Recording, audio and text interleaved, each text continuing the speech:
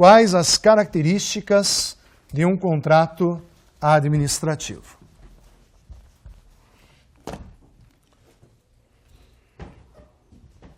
Então veja aqui o seguinte, pessoal. Normalmente, essas características do contrato administrativo acabam diferenciando esse contrato de contratos de direito privado.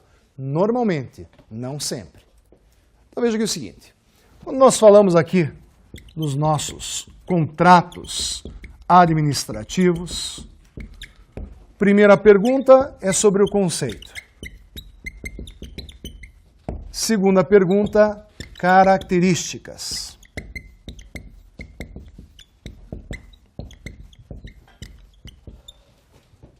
Então, são várias características de um contrato administrativo. Primeira característica,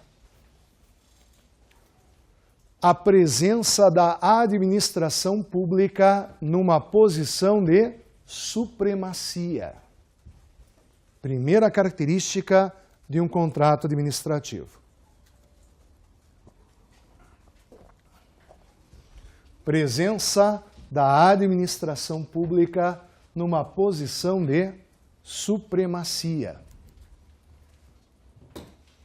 Alguns autores até questionam se isso pode ser chamado de contrato, já que você vai encontrar a administração pública numa posição de supremacia.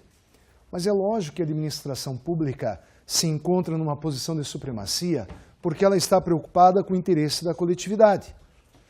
Então vejam só, alguns dizem que a figura do contrato seria apenas do direito privado, mas não. O Instituto Contrato é da teoria geral do direito. Tanto que nós vamos trabalhar tanto no direito privado, como estamos trabalhando aqui no direito público, no direito administrativo. Só que nós vamos utilizar muitas expressões, muitas ideias do direito privado aqui na administração pública, mas com certas alterações para adaptar à finalidade pública. Todo mundo entendeu? Então, daqui a pouco eu vou utilizar aqui algumas expressões em latim, que normalmente a gente utiliza no direito privado, só que aqui a gente tem que fazer algumas adaptações. É um contrato porque existe aqui a autonomia da vontade. Mas nós vamos encontrar, em primeiro lugar, a administração pública numa posição de supremacia.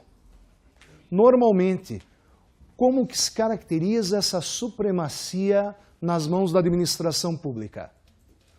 Com a presença das cláusulas exorbitantes. Tá? Então, primeira característica aqui de um contrato administrativo é a supremacia da administração.